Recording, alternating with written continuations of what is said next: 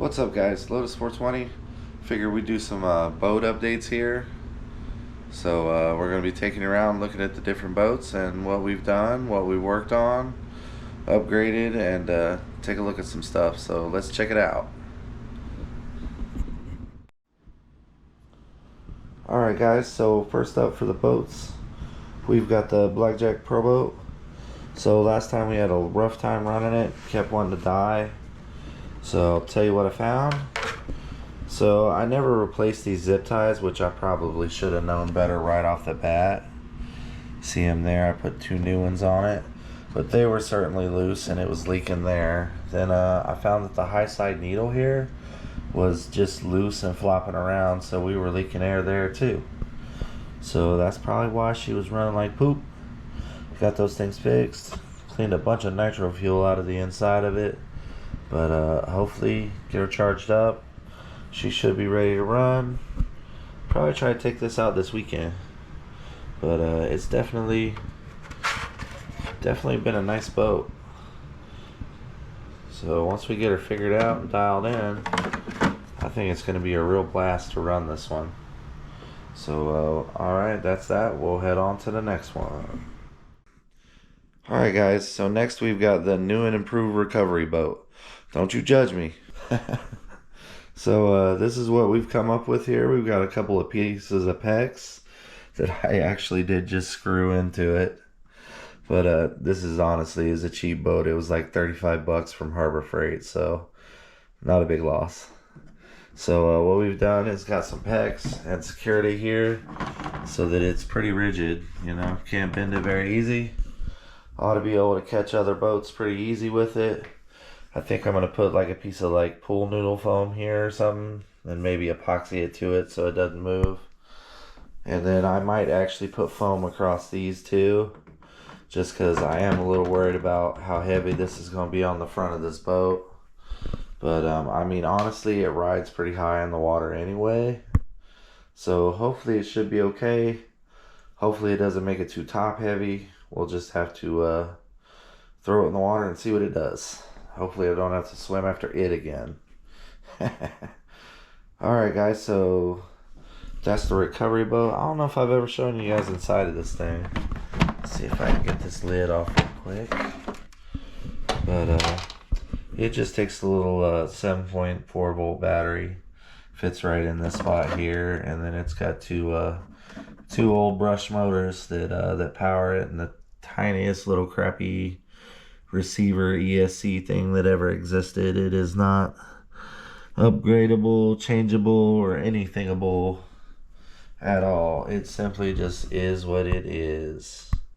But it's honestly, it's not the fastest boat, but I have never been able to flip this thing in the water.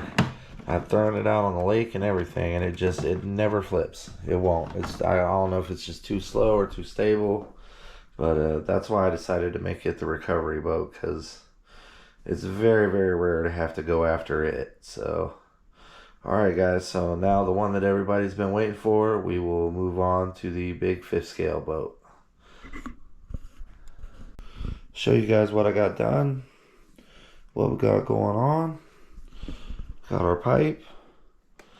We are still waiting on a mount for it that goes back here. Then we got all our water cooling lines installed. We got our flex shaft installed along with our stuffing tube here, whatever you want to call that. And that is all epoxied in and sealed. We got the biggest giant prop here ever. Like seriously, this thing is humongous. And we got servos going on up here. That's gonna be our cover plate there. Take him off.